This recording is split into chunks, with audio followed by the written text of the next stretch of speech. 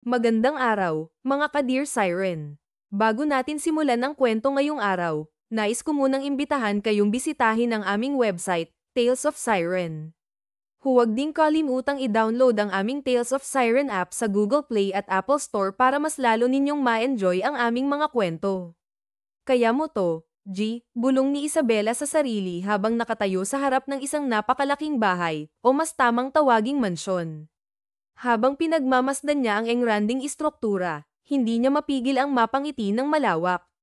Sa wakas, dininag ng Panginoon ang kanyang taimtim na dasal, ang makahanap ng trabaho upang makatulong sa kanyang pamilya sa probinsya. Ang damdaming umaapaw sa kanyang puso ay halong kaba at pananabik. "Excuse me, miss. Ikaw ba yung bagong na-hire na yaya?" Tanong ng isang babae na nagbukas ng gate, na agad nakakuha ng atensyon ni Isabela. Ang babae ay mukhang bata pa at halos kaedad lamang niya. Suot nito ang uniforme ng isang kasambahay, at ang kanyang ngiti ay nagpakita ng mabuting kalooban. Mabilis na tumango si Isabela, sabay pagpapakilala. "Opo, ako nga po pala si Isabela Dea Cruz." Nararamdaman niya ang bahagyang panginginig ng kanyang boses, ngunit pilit niya itong pinatatag. "Ako naman si Lucia. Halika na sa loob, hinihintay ka na ng mayordoma nating si Nanay Carmen," sagot ni Lucia, sabay senadoryas na sumunod si Isabela. Habang pumapasok sila sa loob ng mansyon, hindi maiwasan ni Isabela ang mamangha. Ang bawat sulok ng bahay ay tila sumisigaw ng karangyan, mula sa marmol na sahig hanggang sa mga chandelier na nagkikislapan sa kisame. Ang ganda ng bahay ay parang eksena sa isang pelikula. Habang naglalakad, biglang sumulpot ang isang matandang babae na may maamong mukha. "Maligayang pagdating dito, Isabela," bungad nito. "Huwag kang mag-alala, hindi naman magiging mabigat yung trabaho mo dito. Mabait naman yung anak ni Sir, kaya sigurado akong hindi ka mahihirapan," dagdag pa ng matanda habang itinuturo ang magiging kwarto ni Isabela. Kaagad namang tumango si Isabela, bakas sa kanyang mukha ang pasasalamat. "Talaga po, sana po magkasundo kami ng bata." At ng ama niya na rin, maingat niyang sagot, pilit na itinatago ang kaba sa kanyang dibdib. Alam ni Isabela kung ano ang kanyang papasuking trabaho, siya ang bagong yaya ng anak ng bilyonaryong si Santiago Alvarez.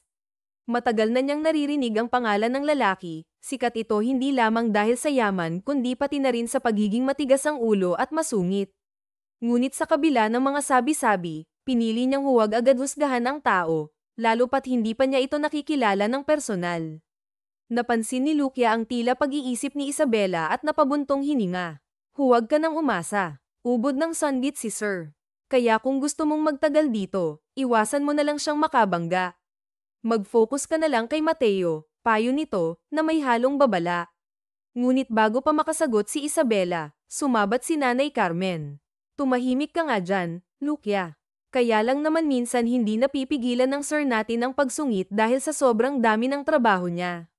Ikaw, kung makapagsalita ka, parang hindi ka pinapasweldo ng tama." Sa bawat salitang naririnig ni Isabela, mas lalo niyang nararamdaman ang bigat ng responsibilidad na nakaatang sa kanya. Ngunit sa kabila nito, nananatili siyang determinado. Sa isip niya, ito ang simula ng bagong kabanata ng kanyang buhay, isang pagkakataong hindi niya hahayaang masayang. Namuson na lamang si Lucia, halatang napahiya sa sinabi ni Nanay Carmen. Bagamat tahimik na ito, bakas pa rin sa mukha nito ang bahagyang inis. Samantala, si Isabela ay nanatiling kalmado at ngumiti ng may paggalang matapos marinig ang kanilang usapan. "Huwag po kayong mag-alala. Asahan niyo pong pagbubutihin ko ang trabaho ko," masiglang saad ni Isabela, puno ng determinasyon sa kanyang boses. "Mabuti yan, at sana magtagal ka," sagot ni Nanay Carmen na may ngiti sa kanyang mga labi. May halong lamang at pag-asa ang kanyang tinig. Sa isip ni Isabela, iyon naman talaga ang kanyang plano, ang magtagal sa trabahong ito. Hindi lamang dahil mataas ang sweldo, kundi dahil alam niyang ito ang susi para maiahon ang kanyang pamilya mula sa kahirapan. Hindi siya tanga para pakawalan ang ganitong oportunidad. Kinaumagahan, maaga siyang nagising para simulan ang kanyang unang araw sa trabaho. Sa wakas, makikilala na niya ang batang si Mateo, ang kanyang aalagaan. Nang una niyang makita ang bata, agad niyang napansin ang lungkot sa mga mata nito, na tila ba may dinadalang bigat ang inosenteng puso. "Ah, hi, Mateo. Ako si Isabela, ang bagong yaya mo. Nice to meet you, masiglang pagpapakilala ni Isabela, umaasang mahahawa ang bata sa kanyang enerhiya. Ngunit sa halip na ngumiti, tining-ala lamang siya ni Mateo at tumango ng bahagya. Okay po, I'm Mateo Alvarez po, 5 years old na po ako, at nice to meet you din po, sagot ng bata, halatang nahihiya. Ang kanyang boses ay mahina at may halong lungkot. Ngumiti pa rin ng malawak si Isabela, pilit na pinapakalma ang bata. Bakit ka sad? Gusto mo, pasayahin kita, tanong niya, kunwari nag-iisip ng paraan. Umiling si Mateo, ngunit hindi niya maitago ang bahagyang lungkot sa kanyang mukha. I'm not sad po, I just missed my dad lang po. Ilang araw na siyang hindi umuuwi kasi busy siya sa work niya. Hindi rin siya nakapunta sa school para mag-attend ng awarding ko, malungkot na kwento ng bata, na parang pinipilit pigilan ang pag-iyak. Natigilan si Isabela, ramdam niya ang bigat ng damdamin ni Mateo, at hindi niya maiwasang masaktan para sa bata. Ngunit pinilit niyang panatilihin ang kanyang pagiging masayahin sa harap nito. Ayaw niyang maramdaman ni Mateo na nagiging pabigat siya. Nako, huwag kang mag-alala kasi ginagawa naman to ng daddy mo para sa'yo, para sa future mo. Ngiti ka na dyan, pang-e-encourage ni Isabela, sabay kindat sa bata. Bahagya namang ngumiti si Mateo, ngunit halatang pilit pa rin. Hindi sumuko si Isabela. Alam niyang kailangan niyang gumawa ng paraan para mapasaya ang bata. Bigla siyang nakaisip ng ideya. Alam ko na yung gagawin para mapangiti ka, bulalas niya, sabay biglang sumayaw ng budot sa harap ni Mateo kahit walang tugtog.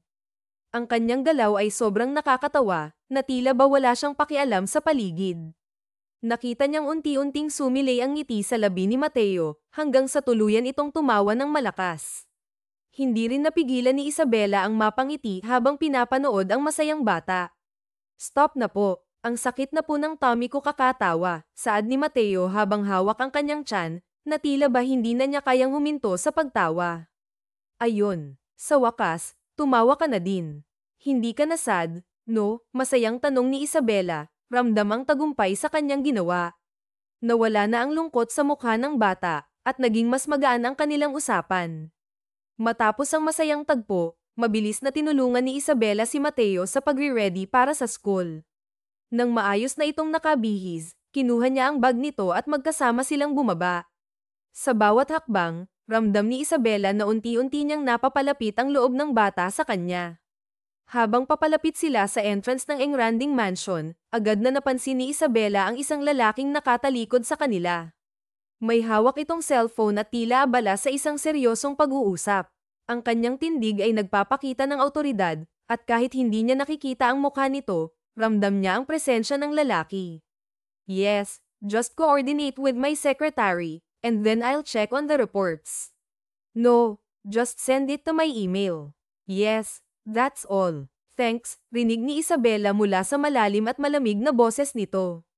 Nang humarap ang lalaki, hindi maiwasang mapasinghap si Isabela. Para siyang natulala sa nakita, ang lalaking ito ang pinakagwapong nilalang na nasal ayan niya. Matangkad ito, may malapor-selanang kutis, at mestisong-mestiso. Matangos ang ilong, at ang kanyang mapupulang labi ay tila ukit ng isang pintor. Ngunit ang pinaka-nakakapukaw ng pansin ay ang kanyang mga mata, matapang, ngunit may bahid ng pagod at lungkot. Para itong mas matandang bersyon ni Mateo. Napagtanto ni Isabela na ito na nga siguro si Santiago Alvarez, ang ama ng bata. Good morning po, sir, bati agad ni Isabela, pilit na itinatago ang kanyang kaba. Naibaba na nito ang telepono at tumingin sa kanya ng walang emosyon. Ready na po si Mateo, dagdag pa niya. Sinubukang gawing magaan ang sitwasyon. Good. Follow me. Sasabay kayo sa akin, malamig na tugon ni Santiago. Tumalikod na ito at naglakad patungo sa kanyang sasakyan. Walang ibang nagawa si Isabela kundi sumunod, kasama si Mateo na tahimik lang sa kanyang tabi. Napansin niya ang pagbagsak ng ekspresyon ng bata, tila bumalik ang lungkot nito. Hinayaan na lang muna iyon ni Isabela at ginabayan si Mateo papunta sa kotse. Pagkalipas ng ilang segundo, nasa loob na sila ng sasakyan at nagsimula ng humandar ang makina. Tahimik sa loob hanggang sa biglang nagsalita si Santiago, na para bang pilit binabasag ang katahimikan. Ren, how's school? Tanong nito sa bata, Ang boses ay may halong pag-aalala ngunit nanatiling malamig. Okay lang po, Daddy. May special awarding ceremony po sa amin nung isang araw. I waited for you, but you didn't come, malungkot na sagot ni Mateo habang nakayuko. Ramdam ni Isabela ang bigat ng bawat salitang binitiwan ng bata. Halos hindi narinig ni Isabela ang pabulong na pagmumura ni Santiago. Oh, yeah, I'm sorry. I got busy. Sa susunod, I'll clear my schedule para siguradong makakapunta na ako. Babawi na lang ako. Do you want anything? Toys or clothes? Tanong nito, pilit na binabawi ang pagkukulang. Napangiwi ang labi ni Isabela habang pinapakinggan ang usapan. So ganito pala ang mayayaman, bulong niya sa sarili. Para bang sapat na ang mga materyal na bagay para punan ang emosyonal na kakulangan. Hindi niya maiwasang may kumpara ang buhay niya sa buhay ng mag-ama. Kahit mahirap sila, sinisigurado ng kanyang mga magulang na naruroon sila sa bawat tagumpay niya, maliit man o malaki. Naawa siya kay Mateo, isang batang tila nasanay ng maghintay sa mga pangakong hindi natutupad. Wala po, Daddy. Just make sure to come next time na lang po, sagot ni Mateo, na may ngiti sa kabila ng lungkot sa kanyang tinig. Napabuntong hininga si Isabela. Mabait na bata si Mateo, ngunit hindi niya maiwasang maawa sa kanya. May kung anong tumulak kay Isabela na gumawa ng paraan para maibsan ang lungkot ng bata. Pagkarating nila sa paaralan ni Mateo, bumaba ang bata at nagpaalam. Ngunit bago umalis si Santiago, nagdesisyon si Isabela na kausapin ito. Sandali lang po, sir. Ako po yung bagong nani pala ni Mateo. Isabela po ang pangalan ko, magalang na pagpapakilala nito. Pilit na pinapakita ang kanyang profesionalismo. Tumango lang ng formal si Santiago. I know, malamig na sagot nito. Aalis na ako. Bantayan mo yung anak ko. Of course naman po, sir. Pero wait lang po, may sasabihin po sana ako. Pigil ni Isabela ng akmang tatalikod na si Santiago. Fine. Ano yun? Tanong nito, halatang nagmamadali ngunit binigyan siya ng pagkakataon. Kasi tungkol po kay Mateo. Alam kong bago lang po ako bilang nani niya, pero napapansin ko lang po na tahimik pala siyang bata, panimula ni Isabela. Ang boses ay puno ng pag-aalangan ngunit may halong malasakit. And, tahimik talaga siya most of the time. He prefers to be alone and read books. Why? Sagot ni Santiago, bahagyang iniangat ang kilay habang nakatingin sa kanya. Kasi po, napapansin ko na rin po na malungkot din po siya, sagot ni Isabela, mas malumanay ang tono. Ngunit ramdam ang sinseridad sa kanyang mga salita. What do you mean? Tanong ni Santiago. Ang boses ay bahagyang nagbago, mula sa malamig ay tila may bahid ng pagkabahala. Sir, halata naman pong naghahanap ng kalinga yung bata. Alam nyo naman po, kailangan niya ng atensyon, maingat na paliwanag ni Isabela, kasabay ng isang maliit na ngiti na tila gustong gawing magaan ang usapan. Mas okay po sana kung kahit papaano ay maglaan din po kayo ng oras para sa bata. Biglang bumantong hininga si Santiago. Wait, tungkol ba to kanina sa sinabi niyang hindi ako naka-attend sa event niya sa school? I've already told him na babawi ako, putol nito sa sinasabi ni Isabela, halatang iritado na. Hindi lang po yun, sir, sagot ni Isabela, pilit na pinapanatili ang kalmado niyang boses. Kumbaga, sa lahat po ng bagay. Kasi syempre, bata pa siya. Kailangan niyang maramdaman na sinusuportahan siya, lalo na po sa mga simpleng bagay. Napansin ni Isabela ang pagigting ng panga ni Santiago. Anong gusto mong palabasin? Na hindi ko siya sinusuportahan sa gusto niya. I'm just busy with my work. Pupunta naman ako kung hindi ako busy, sagot nito, mas matigas na ang boses, na siyang nagdulot ng kaba kay Isabela. Boss niya ito, at alam niyang hindi niya dapat galitin ito. Alam ko naman po yun, sir, sagot ni Isabela, bahagyang napakamot sa ulo sa kaba. Pasensya na po kung na-offend ko kayo sa mga sinabi ko, pero sana ma-consider nyo pa rin po. You know what? Ang pinakaayaw ko sa lahat, yung nangingialam kahit wala namang alam. Be careful with your words next time, malamig na tugon ni Santiago bago ito tumalikod at tuluyang umalis. Naiwan si Isabela at napabuntong hininga na lamang. Ang sanggit mo naman, bulalas niya sa sarili habang pinapanood ang papalayong sasakyan ni Santiago. Pagkatapos ng klase ni Mateo, sinigurado ni Isabela na maayos ang lahat para sa bata. Pinakain niya ito ng lunch at nilagyan ng bimpo sa likod nang mapansin niyang pinagpapawisan ito. Sa kabila ng tensyon sa pagitan nila ni Santiago, hindi niya pinabayaan si Mateo. Sa mga sumunod na araw, mas napansin niya kung gaano kabait at masunurin ang bata. Ate Jay, Saturday po tomorrow.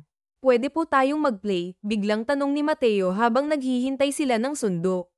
Napangiti si Isabela, hindi inaasahan ang tanong ngunit natuwa siya. Oo naman. Turuan pa kita ng mga larong probinsya. Gusto mo? Really? I like that po, sagot ni Mateo, puno ng excitement. Thank you po, pero sana makasali si Daddy sa game po natin, no? Ang kaso, baka may work siya dagdag ng bata, at kasabay nito ay mabilis na nawala ang ngiti sa kanyang mukha. Napabuntong hininga si Isabela. Ayaw niyang biguin si Mateo. Isa lang ang solusyon dito, kailangan niyang makausap si Santiago at kumbinsihin itong maglaan ng oras para sa anak. Napansin niya ang tila distansya ng mag-ama, at alam niyang kailangang may gawin siya para mapalapit ang dalawa. Huwag kang mag-alala, isasali natin yung daddy mo sa laro natin bukas. Promise ko yan sa'yo, malumanay ngunit puno ng kasiguraduhang sabi ni Isabela habang hinahaplos ang buhok ni Mateo. Kitang-kita niya ang ningning sa mata ng bata nang marinig ang kanyang sinabi, bagay na nagbigay sa kanya ng kakaibang lakas ng loob. Sa kabila ng kanyang mga salita, bumigat ang kanyang dibdib. Bahala na lang talaga, naisip niya habang pinagmamasdan si Mateo na masayang naglalaro ng laruan. Alam niyang hindi ganoon kadali ang gagawin niya, pero handa siyang subukan. Siguro naman, papayagan siya ni Santiago kung makikiusap siya ng maayos. Nang gumabi na, matapos niyang bihisan si Mateo at siguruhing mahimbing itong nakatulog pagkatapos ng nakakapagod na araw sa paaralan, naghintay siya sa pagdating ni Santiago. Ramdam niya ang kaba sa bawat segundo ng paghihintay. Nang marinig niya ang tunog ng sasakyan sa driveway, mabilis siyang tumayo. Nang magkasalubong sila ni Santiago sa pasilyo, napakagat siya ng labi at halos hindi makatingin ng diretso. Hindi niya alam kung paano sisimulan ang sasabihin. What? May sasabihin ka? Malamig na tanong ni Santiago habang tinanggal nito ang kanyang coat. Hindi man ito tumigil sa paglalakad, ramdam ni Isabela ang bigat ng presensya nito. Kasi po, sir, ano? Nauutal niyang simula habang pilit na hinahanap ang tamang mga salita. Sabihin mo na dahil ayaw kong nagsasayang ng oras ko, aburidong saad ni Santiago, sabay lingon sa kanya. Ang malamig na tingin nito ay parang bumalat sa buong paligid. Kasi po, tungkol kay Mateo, lakas loob niyang sagot, kahit ramdam niya ang panginginig ng kanyang kamay. Ang sabi niya, Saturday naman daw po bukas. Pwede daw bang maglaro siya? Saglit na tumigil si Santiago, kita sa mukha nito ang bahagyang pagkunot ng noo. Of course, may malaking playground naman dito. Pwede siyang makapaglaro sa ibang mga bata doon. And there's a small court on the back of this mansion. He can play ball games there. Tama po kayo. Pero ang gusto po ni Mateo, kasama po kayo, mahinahon ngunit puno ng sinseridad na sagot ni Isabela. What? May kailangan pa akong tapusing trabaho bukas. Bakit siya magsasabi ng ganyan? Alam naman niyang may work ako, sagot ni Santiago, halatang iritado. Napansin ni Isabela ang bahagyang pagtaas ng boses nito, ngunit hindi siya umatras. Aware naman po ako na baka busy nga kayo sa trabaho, sagot ni Isabela habang pilit na pinapanatili ang kanyang lakas ng loob. Pero kung iisipin, one day lang naman po yung hinihingi ng anak nyo. Kaya sana mapagbigyan nyo po. You know what? I have an idea that this is your idea all along. Di ba sinabi ko na sa'yo na ayaw ko sa pakialamera? Malamig na tanong ni Santiago habang matalim ang tingin dito. Alam ko po yun, sir, sagot ni Isabela, pilit na pinipigilan ang pangingilid ng luha. Pero chance nyo na po itong mag-ama na mag-bonding. Pero kung hindi po talaga pwede, ayos lang. Ipapaintindi ko na lang po sa bata na hindi pwede yung gusto niya, mabilis niyang dagdag bago pa lumala ang sitwasyon. Sige po, yun lang po yung sasabihin ko. Magpapahinga na po ako. Kayo din po, sir, magpahinga na, dagdag niya bago tumalikod agad. Ramdam niya ang init sa kanyang pisngi, hindi dahil sa galit kundi dahil sa hiya. Para siyang kakainin ng buhay ni Santiago dahil sa seryosong tingin nito kanina. Kinabukasan, maaga siyang nagising para ihanda ang lahat para kay Mateo. Habang pinapanood niya itong excited na nagbibihis para sa laro, hindi niya maiwasang makaramdam ng lungkot. Alam niyang kailangan niyang ipaliwanag sa bata na hindi makakasama ang daddy nito. Ngunit sa kabila ng lahat, umaasa pa rin siyang magbabago ang isip ni Santiago. Tara na po, Ate Jel. Baka hinihintay na tayo ni Daddy, masiglang saad ni Mateo habang mahigpit niyang hinayla si Isabela palabas ng kwarto. Ang mga mata ng bata ay puno ng pananabik, na para bang walang ibang bagay sa mundo ang mas mahalaga kaysa sa sandaling iyon. Teka lang, Mateo, mahinang sabi ni Isabela habang pilit niyang pinipigilan ang bata. Ramdam niya ang bigat ng sasabihin, ngunit kailangan niya itong ipaliwanag. Kasi tungkol sa daddy mo, hindi daw siya. Naputol ang kanyang mga salita nang mapansin niya ang isang pamilyar na figure na nakatayo sa dulo ng pasilyo. Si Santiago. Nakatitig ito sa kanila, at sa kabila ng casual nitong suot, isang simpleng polo shirt at pantalon, hindi maitatanggi ang aura ng awtoridad at kagwapuhan nito. Napalunok si Isabela, at hindi niya napigil ang mamula habang pilit niyang iniiwas ang tingin. Let's go. Maikli ngunit matatag na saad ni Santiago, na para bang walang puwang para sa pagtutol. Daddy, you're really coming with us. Maglaro na po tayo, sigaw ni Mateo, hindi maitago ang tuwa sa boses nito. Ang dating lungkot sa kanyang mukha noong nakaraang araw ay tila naglaho na parang bula. Ngayon, ang bata ay puno ng sigla at kasiyahan. Yes, sa park na lang tayo, sagot ni Santiago habang bahagyang tumango. Ang kanyang boses ay nanatiling malamig, ngunit may kakaibang lamang na sumilay sa kanyang mga mata habang tinitingnan ng anak. Yehey! Tuwang-tuwa si Mateo at nagsimulang tumalon sa saya. Hindi maiwasan ni Isabela ang mapangiti habang pinagmamasdan ang mag-ama. Ramdam niya ang init sa kanyang puso, isang damdaming hindi niya maipaliwanag. Agad silang gumiyak at nagtungo sa malapit na park. Sa kabutihang palad, walang ibang tao roon, kaya tila kanila ang buong lugar. Habang naglalakad si Santiago, hindi maiwasang mapansin ni Isabela kung paano ito nagdadala ng sarili, kahit sa simpleng kasuotan ay mukhang napaka-elegante pa rin ito. So, what now? Tanong ni Santiago habang tumingin ito kay Isabela, ang kilay nito bahagyang nakataas. I know this is your idea all along. Kaya, anong lalaruin? Dagdag nito, may bahagyang ngiti sa gilid ng kanyang labi. Relax ka lang dyan, sir. Akong bahala. Sagot ni Isabela habang nilalabanan ng ngiti sa kanyang mukha. Alam niyo ba maglaro ng patintero, tumbang preso, langit-lupa, o kaya tagu-taguan na lang? Well, I am familiar with those games, pero hindi ko pa nasubukan lahat ng yun, sagot ni Santiago. Ang tono nito ay parang nagtatago ng bahagyang interes. Ate Jella, yun po yung sinasabi niyong paminsang mga games. Let's play na po, excited na saad ni Mateo, halos hindi na makapaghintay. Sige, game, sagot ni Isabela. Ang una nilang nilaro ay langit-lupa. Maingat niyang ipinaliwanag ang mechanics ng laro sa mag-ama. Mabilis namang nakuha ni Santiago ang konsepto, at nagpresenta si Isabela na siya ang unang magiging taya. Nagtakbuhan sila sa park, bawat isa ay puno ng tawanan. Hindi inasahan ni Isabela na ganun pala kawalang bahala si Santiago kapag nasa laro. Habang hinahabol niya ito, napansin niyang tumuntong ito sa isang maliit na bato, tila nag-iingat. Ngumisi si Isabela at tumayo malapit sa kanya. Ayan na, mahuhulog na yan, mahuhulog na, biro niya habang parang batang nang-aasar. Bahagya pa niyang kunyaring kiniliti ang tagiliran nito. Hey, stop it, ma-off balance ako. That's foul ha. Madaya ka, sagot ni Santiago habang pinagpapawisan. Sa kabila ng kanyang seryosong tono, hindi maitatanggi ang bahagyang ngiti sa kanyang mga labi. Napalakas ang tawa ni Isabela. Sa sandaling iyon, tila naglaho ang lahat ng alalahanin.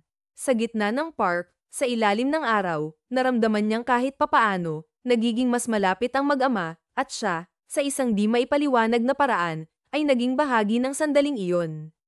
Eh di mabuti yan, sir, para ikaw naman yung taya, natatawang aya ni Jel. Napabilang siya sa banda ni Mateo na nakatungtong sa isang bato. No, stay away, nawawalan na ng cool si Santiago, pero mas lalong umuusli ang ngiti sa labi niya dahil sa kunyaring pangingiliti ni Isabela sa tagiliran. Ayaw, sir, ikaw naman ang taya, akmang kikilitiin ulit ni Jel si Santiago, tinampal ni Santiago ang kamay ni Jel. Pero ginawang pagkakataon ni Jel iyon para mahayla si Santiago at maalis sa tinutuntungan niyang bato. Ngunit ang hindi nila inaasahan ay ang pagbagsak nila pareho sa lupa, si Santiago sa ibabaw ni Jel. At ang mabilisan ding pagdampi ng labi nila sa isa't isa. Nagkatinginan sila pareho, parehong nagulat, pero hindi sila nagalaw kaagad, na para bang tumigil ang mundo nila. Uy, nagkiss sila. Naputol ang titigan nila dahil sa narinig mula kay Mateo, na nakatakip na sa labi at pinipigilan ang hagakap na kumakawala. Tumikim si Santiago at mabilisang tumayo. Ganon din ang ginawa ni Jel, na hindi na nakatingin ng diretso kay Santiago dahil namumula na siya, at bumilis ang tibok ng puso niya dahil sa nangyari. First kiss niya iyon. Never niyang na-imagine na ganon niya ibibigay ang first kiss niya, pero hindi niya maitatangging nagustuhan niya iyon. Are you starving, Mateo? Kumain na lang muna tayo, sabi bigla ni Santiago, na tumikim ulit. Yes, Daddy. I want ice cream, please, sagot naman ni Mateo. Okay, let's go. Teka lang, Mateo, halikan na muna dito. Sobrang pawis ka na eh. Panasan lang kita saglit, saad ni Isabela. Mabilis niyang nilabas ang bimpo sa bag sa gilid at pinunasan si Mateo. Okay na po, tanong ni Mateo. Oo, tapos na. Si Daddy din po daw, pawis na. Punas mo rin po siya, Ate Isabela. Tila ba nang-aasar na saad ni Mateo. Ha, napatingin si Isabela kay Santiago, na namumula na ang tenga at mabilis na umiwas ng tingin. There's no need for her to do that. Kaya ko naman yung sarili ko, sagot ni Santiago bago sila tumungo sa kotse. Nagpunta na nga sila sa malapit na ice cream parlor. Habang kumakain silang tatlo, hindi maiwasan ni Jel ang mapatingin kay Mateo. Ngiti-ngiti ito. Ang unang beses na nakita niya itong ganito kasaya. Happy ka ba, Mateo? Tanong ni Isabela sa bata. Opo, thank you po. Thank you din po, Daddy, kasi po sa wakas naglaro din po tayo. Hindi ko na po kasi ma-remember kung kailan tayo huling naglaro eh, inosenteng sagot ni Mateo. Hindi maiwasan ni Isabela na malungkot. So ngayon lang pala ulit sila nakapag-bonding na mag-ama. Mas lalo tuloy nagkaroon ng rason si Isabela na mas paglapitin pa ang loob ng mag-ama. Kaya dapat mapalambot niya ang puso ni Santiago. Nang matapos silang maglaro, umuwi na rin sila para makapag-lunch. Nakatulog din si Mateo ng tanghali dahil mukhang pagod. Habang pababa si Isabela sa hagdan, nakita niya bigla si Santiago na paakyat, kaya napatigil siya. Sir, akala ko po bumalik kayo sa trabaho niyo after lunch kanina, sabi ni Isabela. I didn't. I took an emergency leave. Nasa study lang ako at tinapos yung ilang paperworks, sagot naman ni Santiago. Ah, ganun po ba? Tumango si Santiago. Yeah, and about your liar. Namulat si Isabela nang mapagtantong ang halik siguro ang tinutukoy nito. Ayos lang po yun. Wala pong problema. Nagtakbuhan sila, at hindi in-expect ni Isabela na ganun pala nawalan ng call si Santiago nang hinabol niya ito. Saktong sa maliit na bato ito tumuntong. Ngumisi si Jel at binantayan si Santiago doon. Ayan na, mahuhulog na yan, mahuhulog na, pang-aasar ni Jel. Bahagya niya pa itong kunyaring kikilitiin sa tagiliran. Hey, stop it, ma-off balance ako. That's foul ha. Madaya ka, pinagpapawisang sabi ni Santiago, seryosong-seryoso sa game. Napahalakhak na lamang si Jel. Eh di mabuti yan, sir, para ikaw naman yung taya, natatawang aya ni Jel. Napabaylang siya sa banda ni Mateo na nakatungtong sa isang bato. No, stay away, nawawalan na ng cool si Santiago, pero mas lalong umuusli ang ngiti sa labi niya dahil sa kunyaring pangingiliti ni Isabela sa tagiliran. Ayaw, sir, ikaw naman ang taya, akmang kikilitiin ulit ni Jel si Santiago, tinampal ni Santiago ang kamay ni Jel. Pero ginawang pagkakataon ni Jel iyon para mahayla si Santiago at maalis sa tinutuntungan niyang bato. Ngunit ang hindi nila inaasahan ay ang pagbagsak nila pareho sa lupa, si Santiago sa ibabaw ni Jel. At ang mabilisan ding pagdampi ng labi nila sa isa't isa. Nagkatinginan sila pareho, parehong nagulat, pero hindi sila nagalaw kaagad, na para bang tumigil ang mundo nila. Uy, nagkiss sila. Naputol ang titigan nila dahil sa narinig mula kay Mateo, na nakatakip na sa labi at pinipigilan ang hagakap na kumakawala. Tumikim si Santiago at mabilisang tumayo. Ganon din ang ginawa ni Jel, na hindi na nakatingin ng diretso kay Santiago dahil namumula na siya, at bumilis ang tibok ng puso niya dahil sa nangyari. First kiss niya iyon. Never niyang na-imagine na ganun niya ibibigay ang first kiss niya, pero hindi niya maitatangging nagustuhan niya iyon. Are you starving, Mateo? Kumain na lang muna tayo, sabi bigla ni Santiago, na tumikim ulit. Yes, Daddy. I want ice cream, please, sagot naman ni Mateo. Okay, let's go. Teka lang, Mateo, halikan na muna dito. Sobrang pawis ka na eh. Panasan lang kita saglit, saad ni Isabela. Mabilis niyang nilabas ang bimpo sa bag sa gilid at pinunasan si Mateo. Okay na po, tanong ni Mateo. Oo, tapos na. Si Daddy din po daw, pawis na. Punas mo rin po siya, Ate Isabela. Tila ba nang-aasar na saad ni Mateo. Ha, napatingin si Isabela kay Santiago, na namumula na ang tenga at mabilis na umiwas ng tingin. There's no need for her to do that. Kaya ko naman yung sarili ko, sagot ni Santiago bago sila tumungo sa kotse. Nagpunta na nga sila sa malapit na ice cream parlor. Habang kumakain silang tatlo, hindi maiwasan ni Jel ang mapatingin kay Mateo. Ngiti-ngiti ito. Ang unang beses na nakita niya itong ganito kasaya. Happy ka ba, Mateo? Tanong ni Isabela sa bata. Opo, thank you po. Thank you din po, Daddy, kasi po sa wakas naglaro din po tayo. Hindi ko na po kasi ma-remember kung kailan tayo huling naglaro eh, inosenteng sagot ni Mateo. Hindi maiwasan ni Isabela na malungkot.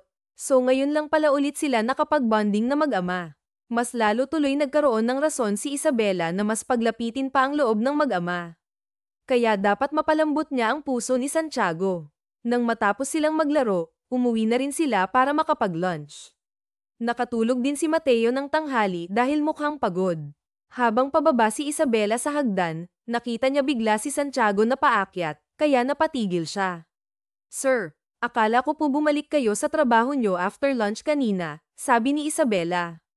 I didn't. I took an emergency leave.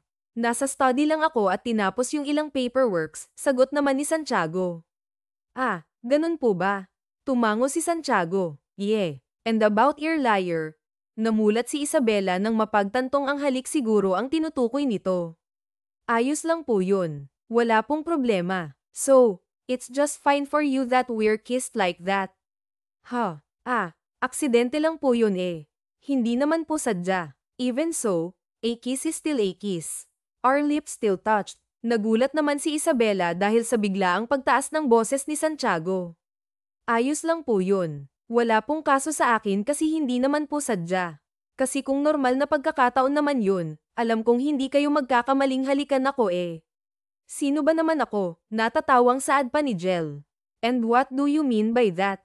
Umiling si Jel. Wala, sir yun. Kalimutan na lang natin. No, sinabi mo na hindi ako magkakamaling halikan ka ng ganun kung normal na pagkakataon. Totoo naman po yun, sir eh. Really? Even if I find you really attractive. Pila ba ng haamon na tanong ni Santiago? Hindi naman agad nakapagsalita si Jel. Doon siya attractive. Hindi nag-iwas ng tingin si Isabela sa kabila ng pag-init ng pisngi. Kayo talaga, sir. Akala ko seryoso kayo. Yung tao, joker din po pala kayo, no? Ako, attractive. Hala, hindi ah. Balik na nga lang ako sa kitchen na tutulungan ko si Nanay Carmen. Mabilis nang umalis doon si Jel dahil sa kaba. Pagkabalik niya tuloy sa kwarto nila, wala sa sariling napatitig si Isabela sa salamin. Namumula pa rin ang pisngi niya. Hindi niya matukoy kung saan banda sa mukha niya ang attractive ayon sa sir niya. Simple lang naman yung itsura niya, morena at halatang probinsyana. Pero marami nang nagsabi sa kanila na papasang nga daw siya bilang beauty queen dahil matangkad nga daw siya. Pero hindi naman siya naniniwala doon, binubola lang siya ng mga kalugar niya. PHN tip Theo. Sa sumunod na araw, hindi ulit pumasok si Santiago sa trabaho. Nagbonding ulit sila ni Mateo, pero may napansin si Jel. Para bang may gap sa kanilang mag-ama. O baka siya lang yun. Naisipan niya tuloy tanungin si Nanay Carmen. Nay, may tanong lang po ako, panimula ni Jel habang bes silang nagpupunas ng bagong hugas na mga pinggan. Ano yon? Ganun ba talaga si Sir Santiago kay Mateo? Nakikita ko namang sinusubukan niyang makipag-close sa bata, pero alam mo yon. Parang may kulang. Parang may gap pa rin sa pagitan nila, tanong niya. Kung ano-ano nang napapansin mo, baliwalang sabi ni Nanay Carmen. Curious lang po ako, Nay. Alam kong hindi naman po ako masyadong matagal dito, pero kahit sa maikling pagkakataon, nakikita ko naman kung paano niya tratuhin yung bata. Tahimik bigla si Nanay Carmen at napabuntong hininga na lang. Napanguso na lang si Isabela dahil buong akala niya ay hindi rin naman sasagot si Nanay Carmen. Pero doon siya nagkamali. Hindi naman ganyan noon si Sir Santiago eh. Pero natutuwa ako kahit papaano, sinusubukan na niyang mapalapit kay Mateo. Nagpunas ng kamay si Nanay Carmen at hinarap si Isabela. Nagsimula lang yun noong nawala yung mommy ni Mateo. Patay na po yung mommy niya. Masakit kay Sir yung pangyayaring yun sa buhay niya. At nakikita kong mas pinili niyang ilayo yung sarili niya sa sariling anak dahil pakiramdam niya, hindi niya kayang magpakaama nang mawala yung asawa niya. Mas pinili nitong magpakalunod sa trabaho para siguro makalimutan niya yung sakit. Hindi alam ni Isabela ang sasabihin. Sumikip ang dibdib niya matapos mapakinggan ang lahat ng yun. Parang nagkaroon siya ng dahilan para palambutan ng puso ni Santiago, hindi lang para sa anak nito kundi para na rin makabawi sa sakit at bigat ng dibdib. PHN Ket. Kinabukasan, matapos niyang tinulungan na palitan ang damit ni Mateo galing school, bumaba na muna si Jel para mag-ready ng merienda nito. Pagkabalik niya, nakita niyang tila kinakabahan si Mateo habang nakatitig sa isang card. Ano yan, ha? Kuryosong tanong ni Isabela sabay tabi sa merienda ni Mateo sa maliit na mesa sa gilid. Card po, for daddy sana. Sabi po ni teacher namin, gawa daw po kami ng appreciation card para sa mahal namin. Pero hindi ko naman po alam paano ko ibibigay to kay daddy, sagot ni Mateo. Napasinghap si Jel at napangiti na lang ng malawak. Wow, sigurado naman akong magugustuhan ng daddy mo yan. At huwag kang mag-alala, tutulungan kita. Talaga po, kumislap ang mga mata ni Mateo. Oo naman, malakas ka sa akin eh. Thank you po, mommy. I mean, Ate Jel. Nahihiyang yumuko si Mateo matapos sabihin yun. Parang binalot naman ang puso ni Jel ng kakaibang init dahil doon. Siguro ay miss na nito ang mommy niya kaya natawag siya ni Mateo ng ganoon. Hinaplos niya ang pisngi nito at niyakap na lang. Mahigpit din namang yamakap si Mateo sa kanya pabalik. Hayaan mo, samahan kitang hintayin yung daddy mo mamaya para maibigay mo yan sa kanya. Sigurado akong matutuwa yun, sabi pa ni Jel. Tumango si Mateo at kalaunan pinakain na rin niya ito ng merienda. Kagaya nga ng sabi niya sa bata, sabay silang naghintay kay Santiago hanggang sa makabalik ito.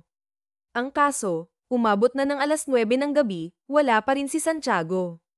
Inaantok na rin si Mateo kaya hinarap niya ito. Sige na, Mateo, alam kong antok ka na. Ako na lang yung mag-aabot niyan sa daddy mo, ha? Malumanay na saad ni Isabela kay Mateo. Sige po, thank you po ulit, mabait na saad ni Mateo. Walang anuman. Sinigurado na muna ni Jel na maayos na si Mateo sa kama bago ito bumaba at anabangan ang pagdating ni Santiago.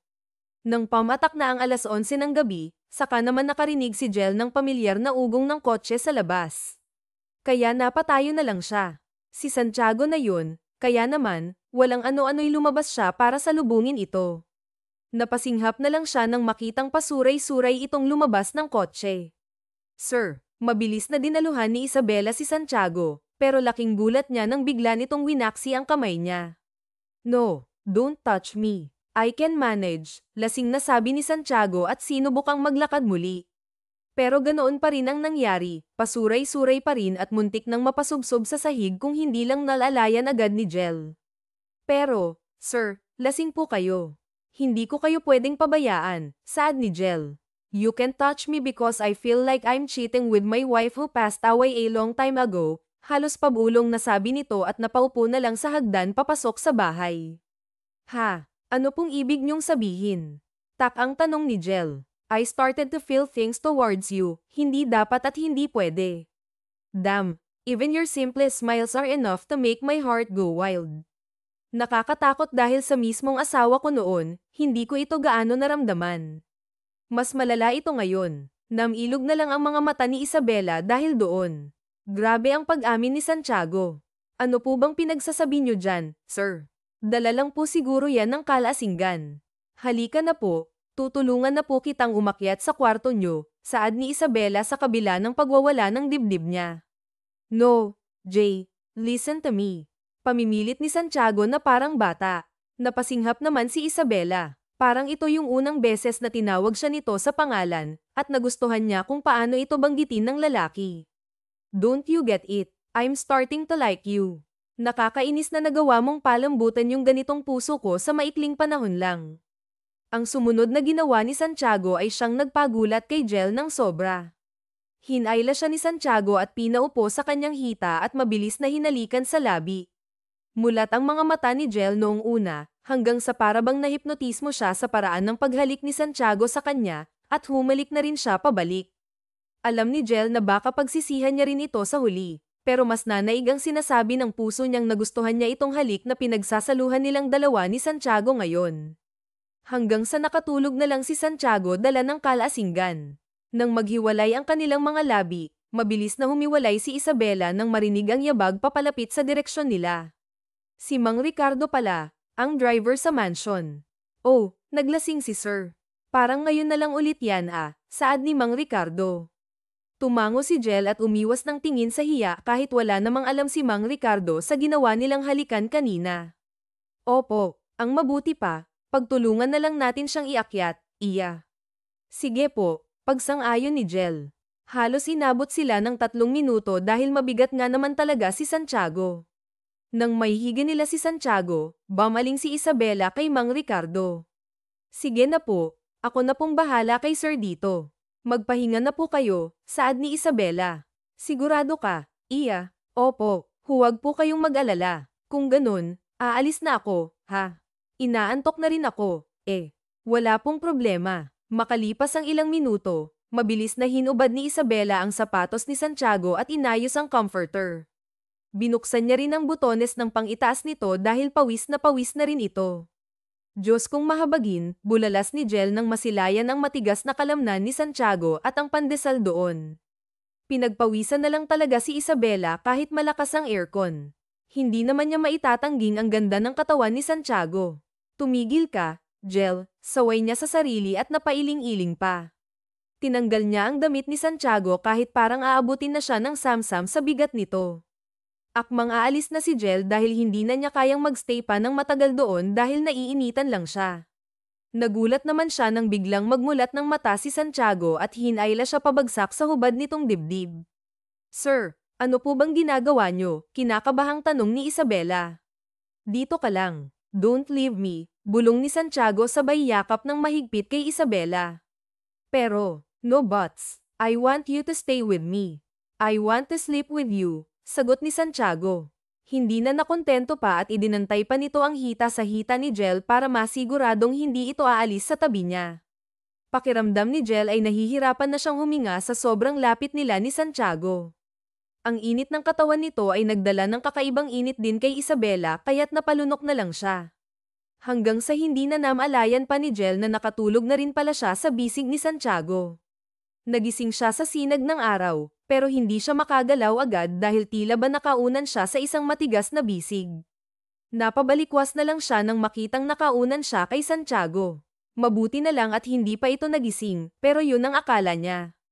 Go back to sleep. Hindi mo kailangang mag-work ngayon dahil inasikaso na ni Nanay Carmen si Mateo kanina. He's already at his school, sabi ni Santiago at unti-unting nagmulat ng mga mata. Nakakahiya naman kay Nanay Carmen. Tutulong na lang ako sa baba, sagot ni Isabela at nag-iwas ng tingin. No need. You don't have to work today, saad ni Santiago at bumangon. Kaya na-reveal ang abs nito na iniiwasang tingnan kagabi ni Isabela dahil nakakaramdam siya ng kakaibang init. Ha, hindi naman pwede yun, sir. Sabay iwas ng tingin. Pwede, kasi ako yung boss dito. So you obey what I say. Sagot ni Santiago sabay ngisi na siyang muntikan ng maging dahilan ng pagkalaglag ng underwear ni Isabela. Ang gwapo pala nito, naisip niya, pero pilit niyang pinigilan ang sarili. Huwag nang madaming Saturday dyan.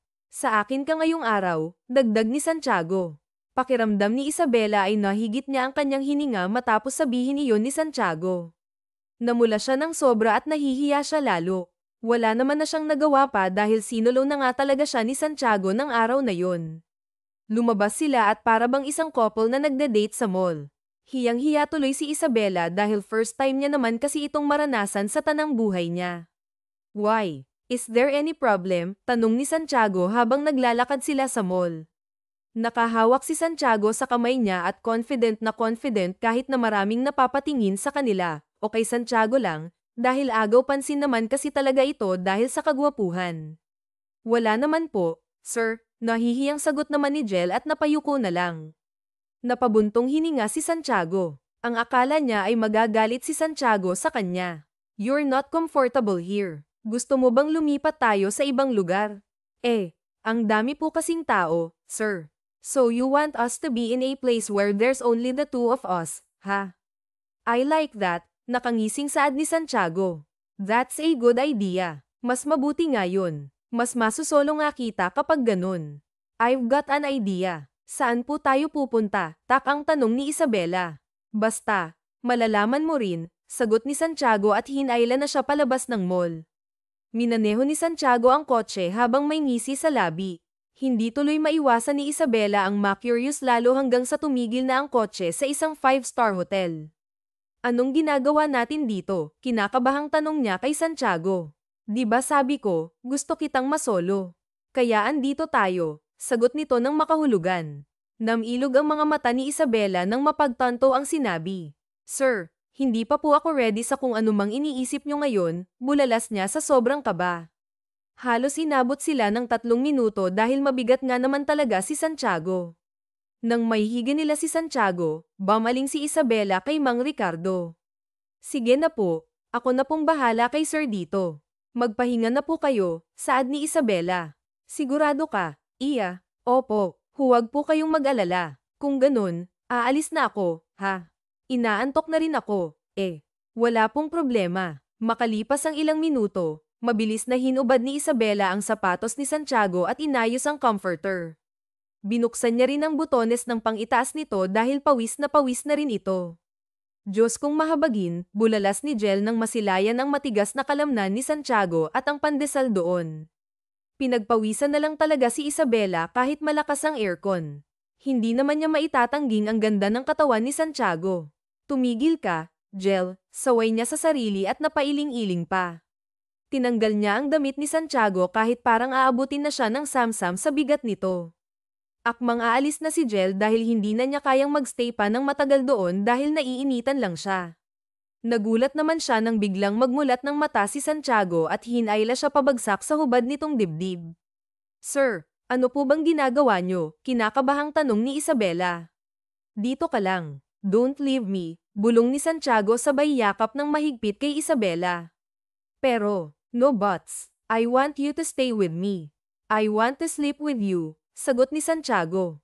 Hindi na nakontento pa at idinantay pa nito ang hita sa hita ni Jel para masiguradong hindi ito aalis sa tabi niya. Pakiramdam ni Jel ay nahihirapan na siyang huminga sa sobrang lapit nila ni Santiago. Ang init ng katawan nito ay nagdala ng kakaibang init din kay Isabela kaya't napalunok na lang siya. Hanggang sa hindi na namalayan pa ni Jel na nakatulog na rin pala siya sa bisig ni Santiago. Nagising siya sa sinag ng araw, pero hindi siya makagalaw agad dahil tila ba nakaunan siya sa isang matigas na bisig. Napabalikwas na lang siya nang makitang nakaunan siya kay Santiago. Mabuti na lang at hindi pa ito nagising, pero yun ang akala niya. Go back to sleep. Hindi mo kailangang mag-work ngayon dahil inasikaso na ni Nanay Carmen si Mateo kanina. He's already at his school, sabi ni Santiago at unti-unting nagmulat ng mga mata. Nakakahiya naman kay Nanay Carmen. Tutulong na lang ako sa baba, sagot ni Isabela at nag-iwas ng tingin. No need. You don't have to work today, saad ni Santiago at bumangon.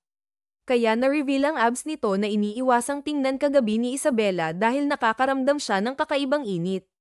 Ha, hindi naman pwede yun, sir. Sabay iwas ng tingin. Pwede, kasi ako yung boss dito.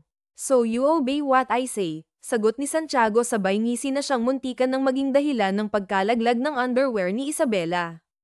Ang gwapo pala nito, naisip niya, pero pilit niyang pinigilan ang sarili. Huwag nang madaming Saturday dyan. Sa akin ka ngayong araw, dagdag ni Santiago. Pakiramdam ni Isabela ay nahigit niya ang kanyang hininga matapos sabihin iyon ni Santiago. Namula siya ng sobra at nahihiya siya lalo. Wala naman na siyang nagawa pa dahil sinulo na nga talaga siya ni Santiago ng araw na yon. Lumabas sila at para bang isang couple na nagde-date sa mall. Hiyang-hiya tuloy si Isabela dahil first time niya naman kasi itong maranasan sa tanang buhay niya. Why? Is there any problem? Tanong ni Santiago habang naglalakad sila sa mall. Nakahawak si Santiago sa kamay niya at confident na confident kahit na maraming napapatingin sa kanila, o kay Santiago lang, dahil agaw pansin naman kasi talaga ito dahil sa kagwapuhan. Wala naman po, sir, nahihiyang sagot naman ni Jel at napayuko na lang. Napabuntong hininga si Santiago. Ang akala niya ay magagalit si Santiago sa kanya. You're not comfortable here. Gusto mo bang lumipat tayo sa ibang lugar? Ang dami po kasing tao, sir. So you want us to be in a place where there's only the two of us, ha? I like that. Nakangising saad ni Santiago. That's a good idea. Mas mabuti nga yun. Mas masusolo nga kita kapag ganun.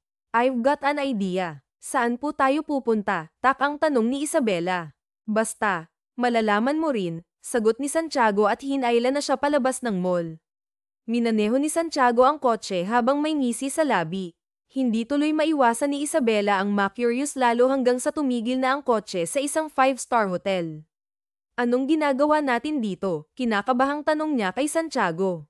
Di ba sabi ko, gusto kitang masolo? Kaya andito tayo, sagot nito ng makahulugan. Namilog ang mga mata ni Isabela nang mapagtanto ang sinabi. Sir, hindi pa po ako ready sa kung anumang iniisip nyo ngayon, bulalas niya sa sobrang kaba. Bakit? Ano ba sa tingin mo yung iniisip ko at gagawin natin? Medyo husky na tanong ni Santiago. Ang mas mabuti pa po, bumalik na lang po tayo. Umuwi na po tayo kasi baka nakabalik na po si Mateo at hanapin tayo, rason pa niya.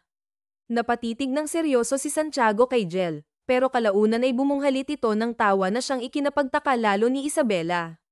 Pinunasan pa nito ang gilid ng mga mata. You really think we're going to do it, ha? Sabi pa ni Santiago. Don't worry, hindi kita pipilitin kung hindi ka pa ready. Wala akong ibang masamang intensyon. I don't want to break your trust that easily, especially now that I'm thinking about taking things seriously between us. Bumilis ang tibok ng puso ni Isabela dahil doon, at saka lang siya nakabawi nang buksan siya ni Santiago ng pintuan sa kotse. Ewan ba ni Jel, basta malakas yung bulong ng puso niya na dapat niyang paniwalaan si Santiago ngayon. Dinala siya nito sa penthouse kung saan maganda ang view sa ibaba. Presko ang hangin kaya napangiti na lang lalo si Isabela. Ang ganda dito. Salamat sa pagdala sa akin dito. You're welcome. Sabihin mo lang kung kailan mo gustong pumunta dito. I'll always be with you, saad pa ni Santiago. Sayo rin po to no. Ang yaman nyo talaga, si Sir no, malokong sabi pa ni Jel. Hindi naman. Masipag lang talaga ako at workaholic. Oo nga pero hindi naman na ganun ngayon. Hindi na masyado. Sinusubukan mo nang makipag-bonding kay Mateo kahit napagod ka pa din sa work. At oo nga pala, may ibibigay ako sa'yo. Nakalimutan ko lang kagabi kasi lasing ka. Nilabas niya ang card na ginawa ni Mateo at inabot iyon sa kanya. Bigay ng anak nyo, sir. Love na love kayo. Inabot naman iyon ni Santiago at binuksan ang card. Halos maluha siya nang mabasa ang nakasulat doon. Napangiti na lang si Jel. Thank you for this, saad ni Santiago. Wala yon, sir. Kahit di nyo sabihin, alam kong mahal na mahal nyo naman yung anak nyo. Oo, may konti kayong gap sa pagitan nyo, pero matalino naman si Mateo at naiintindihan niya po kayo. Ang swerte nyo po sa anak nyo kaya sana pagtuunan nyo siya ng pansin at huwag nyong hayaan na lumayo yung loob niya sa'yo, payo pa ni Jel. Alam kong parang tunog pakialamera ako ngayon, pero sulitin ko na lang, ha? Huwag nyo sana akong sisantehin, dagdag pa nito at bahagyang natawa. I don't know, but ever since you came to our lives, parang naging okay na lahat. I'm inspired to do better this time, not just being a father to Mateo, but also to be a better person. Napagtanto kong hindi na ako dapat makulong sa nakaraan, may malungkot na ngiti ang dumaan sa labi ni Santiago. Tungkol ba to sa namayapan yung asawa? Sorry po, nalaman ko lang kay Nanay Carmen. Well, hindi ko ide-deny yan. Totoo naman na sobra akong naapektuhan sa pagkawala ng asawa ko noon. Pero naisip ko rin na hindi rin niya magugustuhan na hindi ako umuusad, to the point na hindi ko na namamalayan na pati yung sarili kong anak na papabayaan ko na. Sir, hindi pa naman huli yung lahat.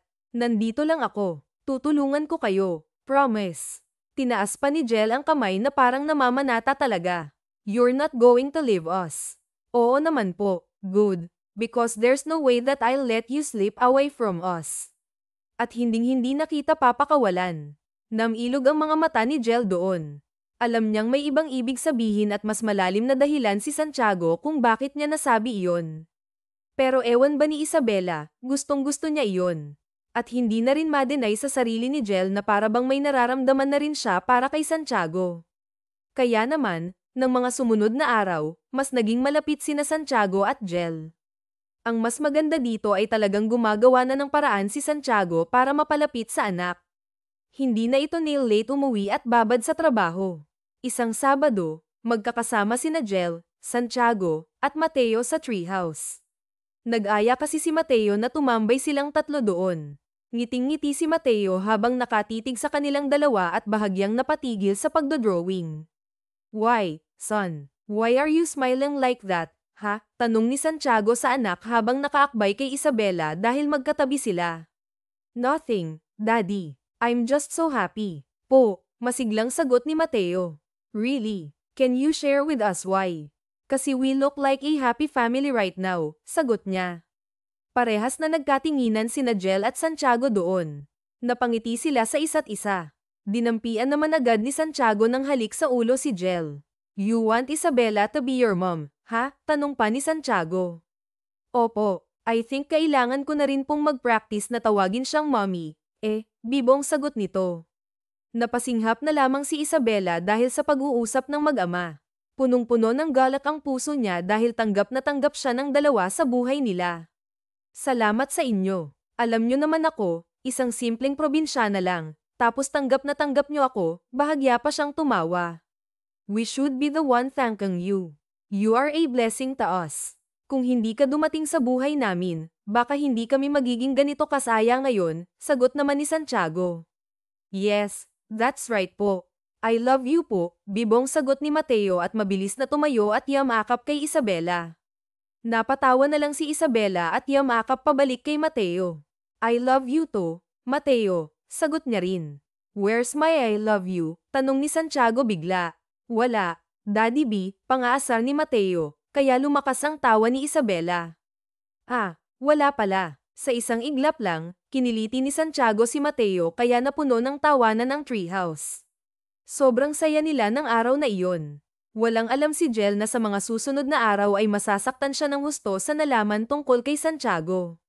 Habang nasa CR siya ng school ni Mateo, narinig niyang may pinag-uusapan ang dalawang babae na mga bantay ng mga kaklase ni Mateo. Uy, nalaman mo ba yung chismis? Ikakasal na daw ulit si Santiago Alvarez, yung daddy ni Mateo sa kindergarten. Hala, talaga, bet na bet ko pa naman yun. Kanino daw ikakasal? Kay Camille Chua, yung mayamang half-Chinese. Ang sabi-sabi, matagal na daw silang engaged pero hindi lang matuloy-tuloy yung kasal nila dahil masyado silang busy sa mga negosyo. Pero bagay sila, ha? Parehas silang mayaman. Paniguradong maganda yung epekto nito sa mga business nila. Sa true lang, pakiramdam ni Jel ay nabingi siya sa mga narinig. Hindi siya agad nakalabas sa cubicle. Tsaka lang siya nakabawi nang marinig ang bell sa labas at dismissal na rin. Lumabas siya agad at sinundan si Mateo. Hindi niya pinahalata kay Mateo na kumikirot ang dibdib niya sa nalaman. Hanggang sa pag-uwi nila, nagpanggap siyang okay, pero habang nasa loob siya ng kwarto, nakumpirma niya ang narinig nang marinig niya sa TV sa labas ang balita tungkol sa balitang ikakasal na nga si Santiago ulit. Okay ka lang, nakapukaw ng pansin ni Jel si Lucia nang pumasok pala ito sa kwarto nila. Agad namang tumango si Jel at hindi nagpahalata na nasasaktan. Oo naman. Ba't mo naman natanong? Kasi tungkol sa balita kay Sir. Alam ko naman na may namamagitan sa inyong dalawa kaya baka hindi ka okay ngayon. Ayos lang ako, no? Sige, may gagawin pa ako. Ang pag-iwas ang naunang naisip ni Jel para hindi na gaanong magtanong pa si Lucia. Tumungo siya sa banyo para hindi siya masundan nito. Napabuntong hininga na lang siya at kinalma ang sarili. Gusto niyang tanungin si Santiago tungkol dito, pero hindi rin nakatulong na ilang araw siyang hindi umuwi dahil may business trip umano ito. Sinubukan siya nitong kausapin through video call sa tablet ni Mateo, pero si Isabela ang mismong umiwas.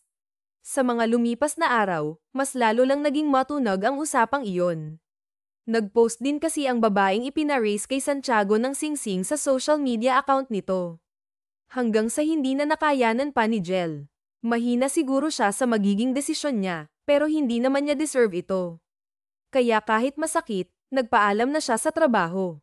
Hindi niya pinangarap maging kabit, kaya bago pa mas lumalim kung ano man yung meron sila ni Santiago, iiwas na lang siya. Ate Jel, huwag mo po ako iwan, iyak ni Mateo nang paglabas ni Jel sa mansion, bit-bit ang mga gamit. Yamakap si Mateo sa bewang ni Jel kaya naman natigilan siya. Nasasaktan si Jel ngayon. Hinarap niya si Mateo habang nagpipigil ng iyak at tinanggal ang kamay nitong nakabalot sa bewang niya. Sorry, Mateo. Hindi na kasi pwede. Umiling ng marahan si Mateo. Hindi po, bakit niyo po ba kailangang umalis? Sama po ako, please. Sorry talaga, mabilis na tumalikod si Isabela para hindi na makita ni Mateo ang pag-iyak niya. Mas lalo lang parang binibiyak ang puso niya nang tawagin siyang muli ni Mateo. Ate Isabela, no, please, mommy ko. Mommy, palahaw ni Mateo. At kung hindi lang siya napigilan ni Nanay Carmen at Lucia, baka tumakbo na ito papalapit kay Jel. Umiiyak na nagpatuloy si Isabela sa paglayo. Sobrang sakit ng puso niya na umalis doon, pero ito kasi ang tama. Ayaw niyang makagulo kay Santiago at sa babaeng mapapangasawa nito. Bumalik siya sa probinsya nila matapos noon. Nagtaka naman ang nanay at tatay niya dahil sa biglaan niyang pag-uwi, pero hindi na sila nagtanong pa. Agad na yamakap si Jel sa kanila at umiyak na para bang isang batang paslit. Sorry po, tay, nay, iyak ni Isabela. Kung ano man yan, nandito lang kami ng tatay mo, saad ng nanay ni Jel. Mabuti na lang at naiintindihan nila ang sitwasyon ni Jel. Babawi po ako, sabi na lang ni Jel. Ilang araw din siyang tila walang gana sa lahat, hanggang sa napag-isip-isip niya na hindi niya kailangang magmukmak. Napag-alaman niyang nag-open ang bagong grocery store malapit sa kanila at naghahanap ng sales lady. Panotos iyon ni Isabela. Anak, kung hindi mo pa kaya, maiintindihan naman namin ng tatay mo, sabi ng nanay ni Isabela habang nasa hapag sila at kumakain ng hapunan. Ayos lang, nay. Nahihiya na ako sa inyo ni tatay. Ilang araw na akong pabigat. Itong batang to, kung ano-ano na yung mga iniisip mo. Kung ako lang din naman, hindi mo kailangang magtrabaho dahil malakas pa naman ako sa kalabaw. Ikaw lang ang mapilit, sabi naman ng tatay ni Isabela. Siyempre naman, tay, sobrang tanda ko na. Alangan namang tambay pa rin ako dito, no? Nakangusong sabi ni Isabela.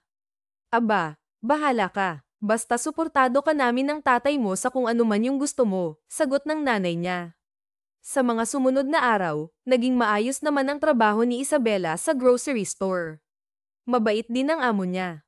Kahit papaano, nakalimutan na niya ang kirot sa dibdib. Pero nagulat siya isang hapon pagka-uwi niya sa bahay nila. May parang pinagkakaguluhan ang mga tao sa harap ng bahay nila.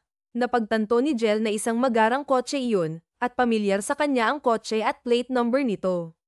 Oh, Isabela, andyan ka na pala. May bisita pala kayong pogi at cute na bata.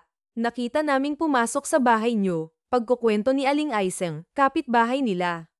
Hindi makapaniwala si Jel. Pakiramdam niya ay nananaginip siya. Manliligaw mo yata, Kasi nakita naming may hawak na bulaklak yung lalaki, dagdag pa ni Aling Aiseng. Kumunat ang noo ni Jel. Kahit kinakabahan, mabilis siyang pumasok sa loob ng bahay nila. Doon, nakita niya si Santiago at Mateo na nakaupo sa maliit na sala nila habang kaharap ang nanay at tatay niya. Mommy ko, sigaw ni Mateo nang makita siya. Nanakbo ito sa direksyon ni Jel at yamakap ng mahigpit. Hindi naman maitanggi ni Jel na namiss niya ang bata, kaya yamakap na rin siya pabalik. Nang kumalas ito, mabilis siyang nagmano sa nanay at tatay niya. Kalaunan, binalingan niya ng tingin si Santiago. Mateo, anong ginagawa niyo dito? Takang tanong ni Jel sa mag-ama. We're going to make ligaw, bibong sagot ni Mateo. Namula naman ang tenga ni Santiago dahil doon, pero pilit na pinopormahan ang sagot. At baka hindi kita matansya dyan, Ernesto, saway ng nanay ni Jel sa asawa. Tinatakot mo naman sila. May bata pa naman. Napabuntong hininga ang ama ni Jel.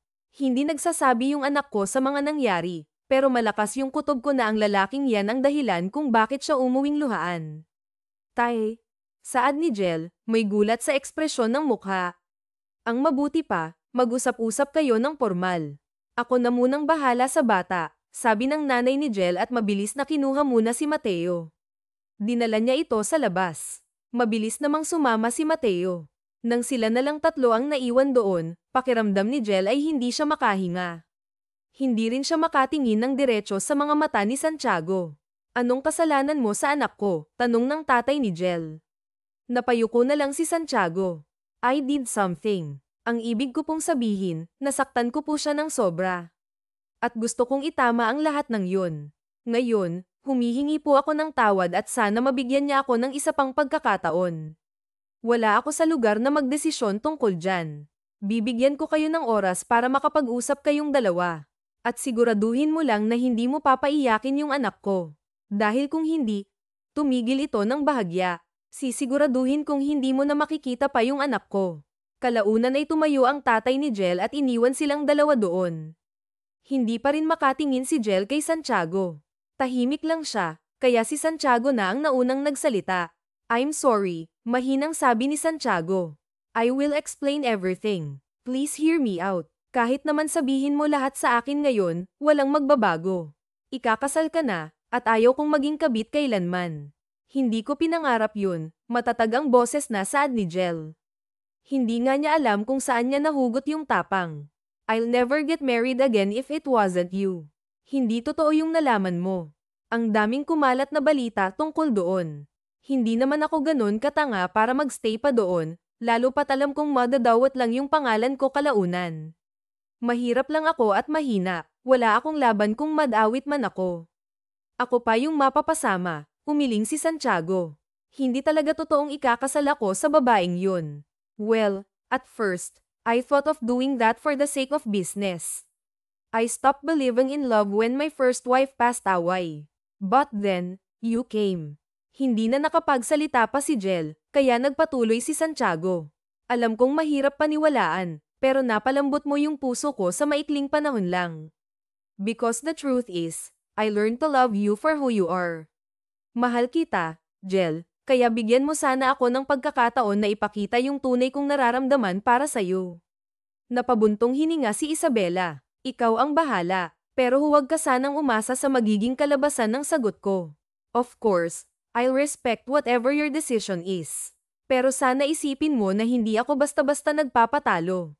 I'll make sure to win your heart, determinadong saad ni Santiago.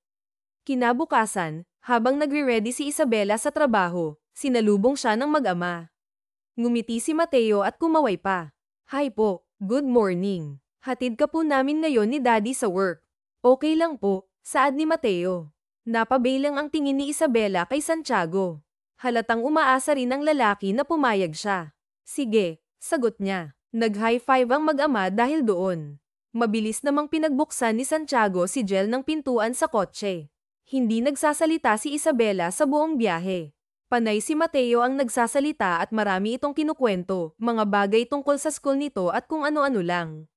Sana po sagutin niyo na po yung daddy ko para hindi na po siya sadlagi, sabi bigla ni Mateo out of nowhere. Namilog naman ang mga mata ni Jel doon. Si Santiago naman ay bahagyang natawa lang.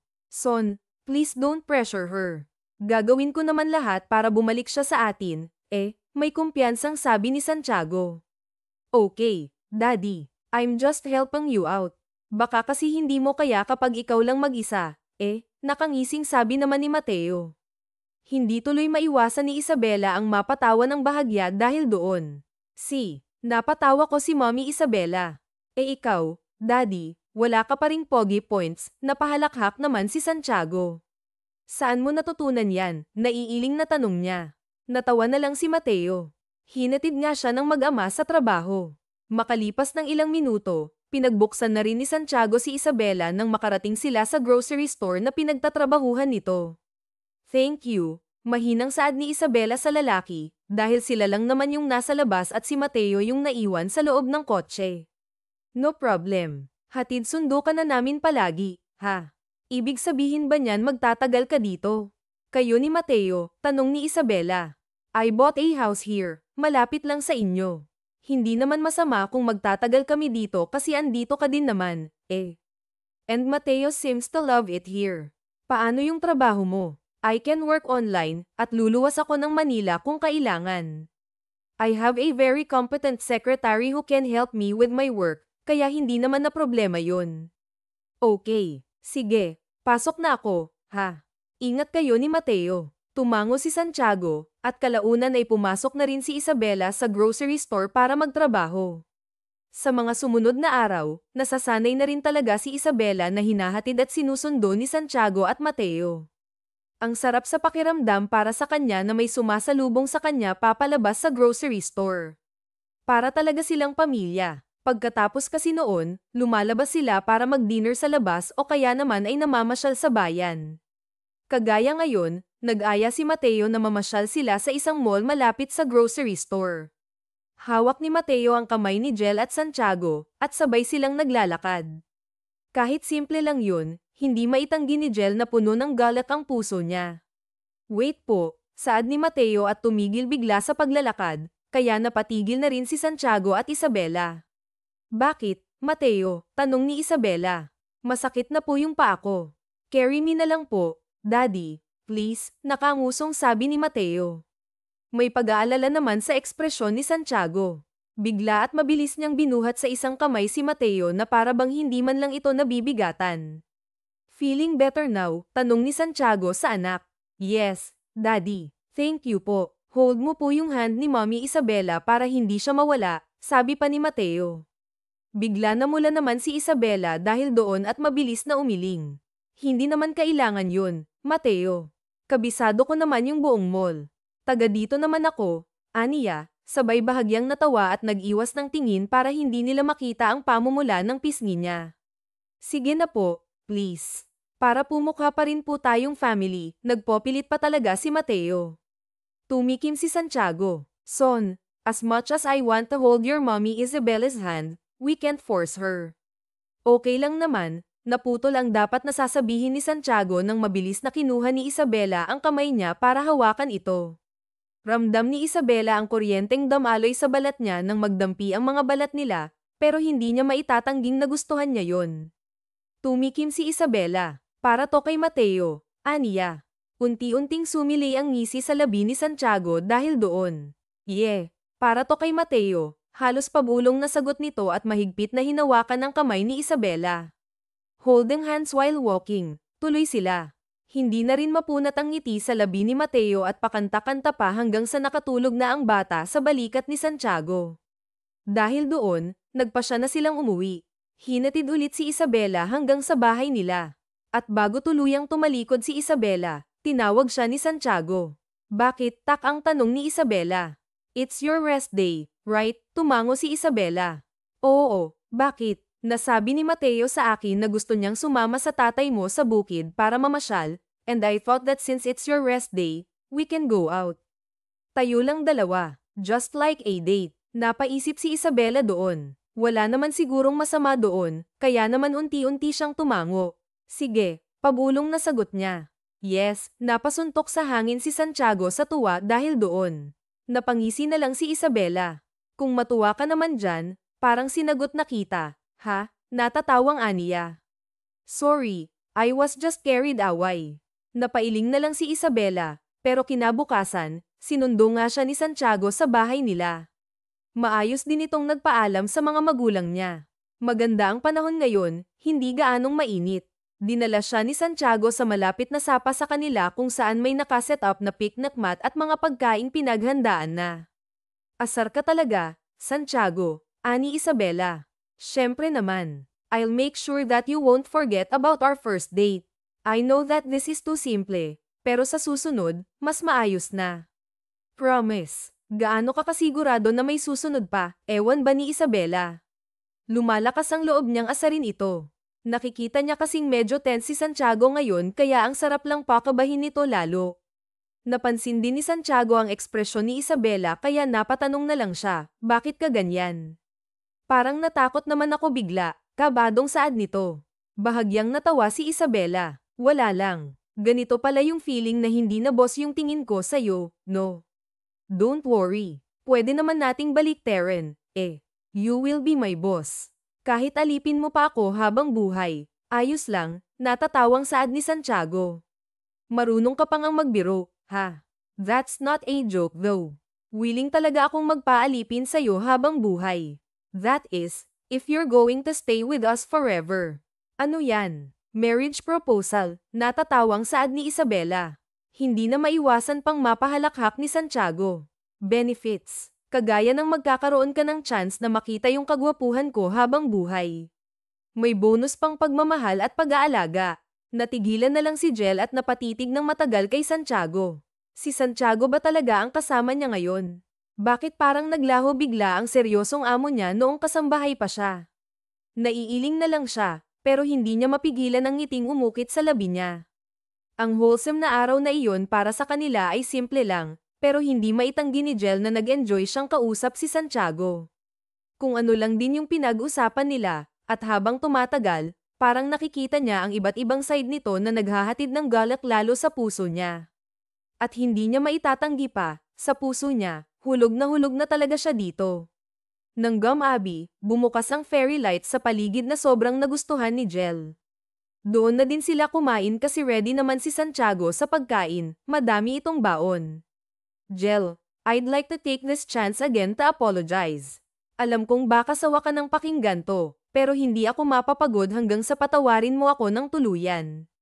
I'm sorry, seryosong sabi bigla ni Santiago. Napabuntong hininga si Jel. Hindi naman ako yung tipo ng taong mapagtanim ng galit, kaya huwag kang mag-alala. Napatawad na kita, sabi niya. Thank you, Jel. You have such a good heart, kaya hindi na ako nagtataka kung bakit hindi lang ako yung nanguhumaling sa'yo, pati rin si Dwayne. Baka dumating yung araw na kaga ko na siya sa'yo, biro pa nito na kinatawa ni Jel. Sira ka talaga. Pati anak mo aawayin mo, natatawang sagot ni Jel. Nagkibit balikat si Santiago. Sorry, baliw lang ako sa'yo. Hindi na nag-abalang sumagot pa si Jel. Napatingin na lang sila sa harap nila kung saan payapa ang sapa. Pero kalaunan, namangha si Jel nang may lumabas na mga alitap-tap. Wow, ang ganda, bulalas niya. Mas maganda ka, bulong ni Santiago. Ngumuso lang si Jel, pero halatang namumula ang pisngi. Nag-iwas siya ng bahagya ng tingin kay Santiago. Habang pinagmamasdan ni Jel ang mga alitap-tap, nagkaroon siya ng ideya. Bigla niyang naisip na ito na ang perfect time para gawing official kung ano ang meron sa kanila ni Santiago. Oo, yung sagot ko, bigla niyang sabi. Ha, oo nga, yung sagot ko, ulit pa niya. Hindi kita nauulitin. What? Hindi maapuhap ni Santiago ang tamang salitang sasabihin, pero kalaunan, nang laki ang mga mata niya nang ma-realize ang sinabi ni Jel. You mean, tayo na. Walang ulitan pang aasar na sabi ni Jel at akmang tatalikod na. Pero umiwas siya kay Santiago dahil namumula na ang pisngi niya. Hinayla siya ni Santiago kaya napalapit siya dito, 1 pulgada na lang ang layo ng mga mukha nila. You're mine now, saad ni Santiago. At sa isang iglap lang, dinampian siya nito ng halik sa labi. Marahan iyon, at para bang ninanamnam nila ang tamis ng labi ng isa't isa. I love you, bulong ni Santiago. I love you too, nahihiyang sagot ni Jel. At sa gabing yun, parehas na nagagalak ang mga puso nila. Saksi ang mga alitap-tap at mga bituin sa kalangitan ng gabing yun sa kanilang pagmamahalan. Naging simula iyon ng kanilang malalim na pag-iibigan. Hanggang sa kinasal silang dalawa at binigyan ng 2 pang supling. Pang-ilang kasal na natin to? Hindi ka pa rin nagsasawa, natatawang tanong ni Jel pagkalabas nila sa simbahan ng Street, Alexandria Parish Church sa probinsya ng Abra. Dito nila naisip ang ikasal sa 9 na pagkakataon. Never akong magsasawa. I like the feeling of watching you walk towards the altar while I'm waiting. Parang first time ko pa rin talaga, sagot naman ni Santiago.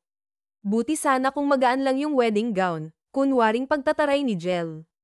Oh, sorry. Next time, dress na lang para simple. Willing ka pa talagang gawan ng paraan, ha? Of course, mommy, daddy, last na to ha. Lagi na lang nagme-makeup, Ayoko na, reklamo ng panganay nilang hindi gaanong fan ng makeup na si Sofia. Katabi nito ang kapatid na si Valentina at Emilio na parehas ding natatawa. Oh, kita mo, pati yung anak natin nagrereklamo na, saad ni Isabela. Napuno ng halakhakan ang lugar dahil sa kakulaitan ng mga anak nila. Maging ang mga bisita ay nahawa na rin. Habang nasa loob sila ng simbahan kanina, paulit-ulit na dinasal ni Santiago sa Panginoon na bigyan pa siya ng lakas para mahalin si Jel at ang mga anak nila. Si Jel lang at wala ng iba. Si Jel lang, na siyang nakapagpalit ng puso niya. Ipinapangako niya habang buhay na mamahalin niya ito ng buong puso at totoo.